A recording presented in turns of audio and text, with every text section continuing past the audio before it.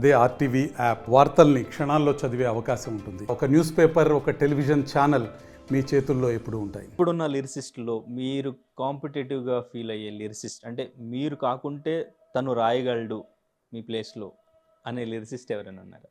అంటే అలా నేను చెప్పలేను. కాకపోతే నేనేం ఫీల్ అవుతానంటే ప్రతి వారిని వాళ్ళు ఏ పాట ఇచ్చినా రాయగలిగినటువంటి సమర్థులు మాత్రమే సినిమాలో ఉండగలుగుతారు. ఇది ఒక క్యాప్షన్ అనుకో. నేను ఈ పాట రాయలేనండి అనే రైటరు ఎవరు నాకు ఇంతవరకు కనబడలా. నేను ఈ సిచ్యువేషన్ నేను రాయనండి అని అన్నోళ్ళు వల్ల. ఇంకా నేను అన్నాను, సార్ నేను ఐటెం సాంగ్ రాయనండి, మీరు సారీ అని నేను చెప్పాను. కానీ మన దగ్గర ఉన్న ఇవాళ రామజోగ శాస్త్రి కావచ్చు, చంద్రబోసు, అనంత శ్రీరాము, చాలామంది వచ్చినారు కదా. వాళ్ళందరూ చాలా సమర్థంగా. చంద్రబోస్ నేనైతే ఒకటేసారి వచ్చాం 94. కాబట్టి అందరూ అన్ని బాగా రాయగలరు. ఇకపోతే ఇదొకటి గమనించాలి. నేను సినిమాలోకి వచ్చిన కొత్తలో నన్ను ఏమన్నారంటే, మీరు వేటూరు సుందరరామూర్తి గారి లాగా మీరు రాయగలరా, సిరివేంద్ర గారిలాగా రాస్తారా, పూర్ణచంద్ర గారిలాగా రాస్తారా, నారాయణ రెడ్డి గారిలాగా రాస్తారా అని అడిగేవాళ్ళు. అలా రాద్దామని వచ్చారా మీరు? లేదు, ఆయన ఉండగా ఆయనలాగా నేను ఇలా రాస్తాను. ఆయన రాస్తున్నారు కదా. నేను చెప్పానంటే, నేను నాలాగా రాయడానికే వచ్చాను. వేటూరి గారు లాగా నేను ఎలా రాయలేనో, నాలాగా వేటూరి గారు కూడా రాయలేరు. ఎవరి స్టైల్ వాళ్ళది. నేను సిరివెన్నెల గారిలాగా ఎట్లా రాస్తాను? అదెంత సత్యమో నా పాట కూడా సిరివెన్నెల గారు కూడా రాయలేరు కదా అనేది కూడా అంత సత్యం కదా. నేను అది నమ్ముతాను. నేను నాలాగా నేనే రాస్తాను, ఇంకెవరు రాయరు.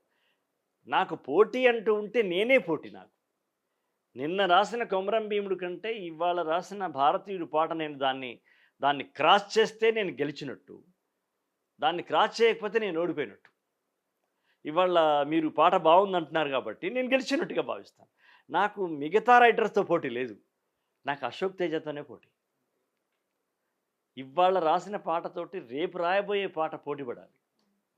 అప్పుడు ఏ చిక్కు లేదుగా, హృదయానికి ఏ బరువు లేదుగా, హ్యాపీగా నిద్రపోవచ్చు కదా. ఆయనలాగా రాయాలి, ఈయనలాగా రాయాలి, ఎందుకు రాయాలి ఆయనలాగా? నా స్టైల్ నాది, నా హెరిడిటీ నాది.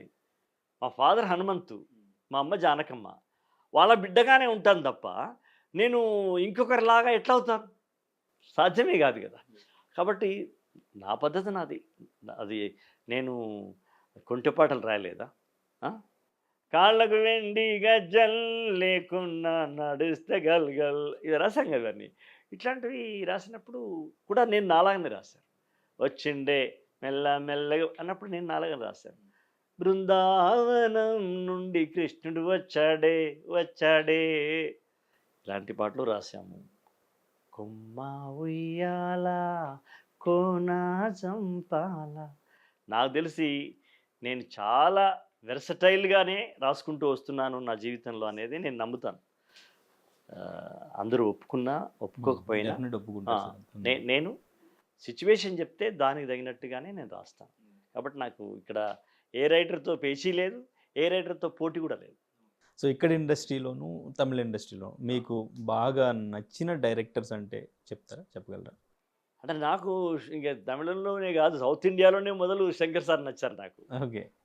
రాజమౌళి గారి కంటే శంకర్ గారు అంటే రాజమౌళి గారు అప్పుడు ఇంకా లేరుగా. ఓకే. ఒకే ఒక్కడు సినిమా వచ్చినప్పటికీ రాజమౌళి గారు ఇంకా కదా.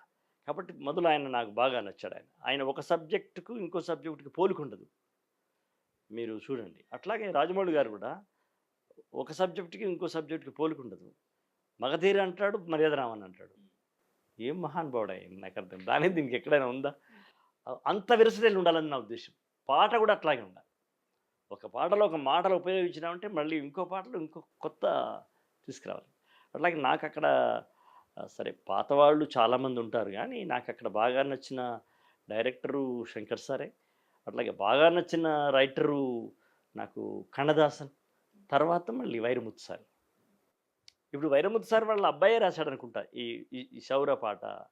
వాళ్ళ అబ్బాయి కూడా పా రాస్తున్నాడు. విజయ్ పారా విజయ్ ఆయన వాళ్ళకు అబ్బాయి అన్నారు, నాకు సరిగ్గా తెలీదు. ఇక్కడ సార్ తెలుగు ఇండస్ట్రీలో తెలుగు ఇండస్ట్రీలో నాకు నాకు లైఫ్ ఇచ్చిన దాసరి గారే నాకు అద్భుతమైనటువంటి దర్శకరత్న.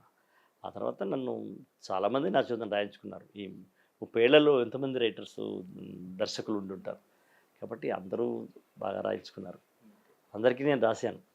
హీరోస్ మీరు ఇష్టంగా మూవీ చూసే హీరో కానీ డైలాగ్ డెలివరీ అంతా మీరు ఇష్టపడే హీరోస్ అంటే మాకు చిన్నప్పటి నుంచి మా ముద్రలు వేరు. మాకు ఘంటసాల ఇష్టం, నా కొడుకు బాలుగారు ఇష్టం, నాకు కూడా బాలుగారు ఇష్టమే. కానీ నా మీద పడ్డ ముద్ర అది. ఘంటసాల గారు పాటలు వినుకుంటూ పెరిగినాం మేము, కాబట్టి బాలుగారు మాకు సెకండ్ అనిపిస్తుంది తప్ప ఫస్ట్ మాకు ఘంటసాల అనిపిస్తుంది కదా. అట్లాగే ఒక నాగేశ్వరరావు నాకు బాగా ఇష్టం ఉండేది. నాగేశ్వరరావు గారు లాగా సినిమా యాక్టర్ బాబాలే, దేవదాస్ అద్భుతం, ఇట్లా అనమాట. అట్లాగే రామారావు. ఈ వెర్షన్ ఇట్లా వచ్చిన తర్వాత మళ్ళీ మాకు బాగా నచ్చిన వాళ్ళల్లో అటు కమల్ హాసన్, రజనీకాంత్, ఇటు చిరంజీవి గారు, ఇట్లా. అండ్ ఇంకా ఇప్పుడు కొంచెం రాజకీయాల గురించి కూడా మాట్లాడదాం. సో రీసెంట్గానే ఎలక్షన్స్ కూడా అయినాయి కాబట్టి రేపు 4వ తారీఖు రిజల్ట్ కూడా ఉంది. 4వ తేదీ. ఆంధ్రప్రదేశ్ రాజకీయాలు చూసిన తర్వాత ఏమైనా మార్పు ఏమైనా కనిపించిందా మీకు గత 5 ఇయర్స్గా, లేదంటే 10 ఇయర్స్గా, లేదంటే తెలంగాణ ఏర్పడిన తర్వాత ఆంధ్రప్రదేశ్ ఎట్లా ఉంది, రాజకీయం ఎట్లా ఉంది అటు సైడ్? 5 ఏళ్లుగా ఉన్నది జగన్ ప్రభుత్వం, అంతకుముందు చంద్రబాబు ప్రభుత్వం. మాకు తెలిసిందే కదా మనకు. అప్పుడు సంయుక్త ఆంధ్రప్రదేశ్ ఉన్నప్పుడు చంద్రబాబు ప్రభుత్వము ఆయన పద్ధతులను చూసాం. నేను అప్పుడు జన్మభూమి అనేది ఆయన కాన్సెప్ట్. అప్పుడు తరలు దామురండి మనం జన్మభూమికి నేను పాట రాశాను. పెద్ద అంటే 97 జనవరిలో 25 లక్షల క్యాసెట్ తీసాం. అది బహుశా చిరంజీవి గారి సినిమాతో పోటీపడి వచ్చిన ప్రైవేట్ క్యాసెట్ అదే అనుకుంటా. 25 lakhs క్యాసెట్స్ పంచారు. అలా ఒకే ఒక్కడు శంకర్ సినిమా ఉంది కదా, అది కూడా చంద్రబాబు సీఎంని చూసి ఇన్స్పైర్ అయ్యి కథ తయారు చేసి అనుకున్నారు. అప్పుడు అర్జున్ ముఖ్యమంత్రి ఉంటాడు అందరూ. ఇలా అదంతా తెలుసు. అంతకుముందు మాకు రామారావు గారు కూడా తెలుసు కదా. 83లో ఆయన రామారావు నాకు ఉద్యోగం వచ్చిన సంవత్సరంలోనే ఆయన ముఖ్యమంత్రి అయినారు. ఇలా నాకు ఈ అందరి ముఖ్యమంత్రుల లోపల నాకు ఇష్టమైన ముఖ్యమంత్రి రామారావు గారు, ఎన్టీ రామారావు గారు. తమిళనాడులో ఎంజీఆర్ సార్. ఈ 5 ఇయర్స్లో జగన్మోహన్ రెడ్డి పరిపాలన ఎట్లా ఉందంటారు? అంటే ఒక రైటర్గా మనము పెద్దగా ఎనాలిసిస్ ఏం చేస్తాము, కానీ ఇప్పుడు జగన్ గారి ప్రభుత్వం మీద ఎంత దాన్ని ఏమంటారు, ఎంత ప్లస్ ఉందో అంత మైనస్ కూడా ఉంటుంది. అట్లాగే అంతకుపూర్వం చంద్రబాబు కూడా అంతే కదా. ఈ ప్లస్లు మైనస్లు ఉంటాయి. ఈ ప్లస్ ఎక్కువనా మైనస్ ఎక్కువనా అని రేపు June 4th నాడు మనం తెలుసుకుంటాం. సో ఇండస్ట్రీ నుంచి ఈవెన్ పవన్ కళ్యాణ్ గారు కూడా పోటీ చేయడం. అవును. సో ఆయన ఎప్పటి నుంచో రాజకీయాల్లోనే ఉండడం. ఇట్స్ ఎ ప్రౌడ్ అబ్బా. మనము అంటే ముఖ్యంగా మేము సినిమా వాళ్ళము ఒక రకంగా మేము గర్వంగా ఫీల్ అవుతాం.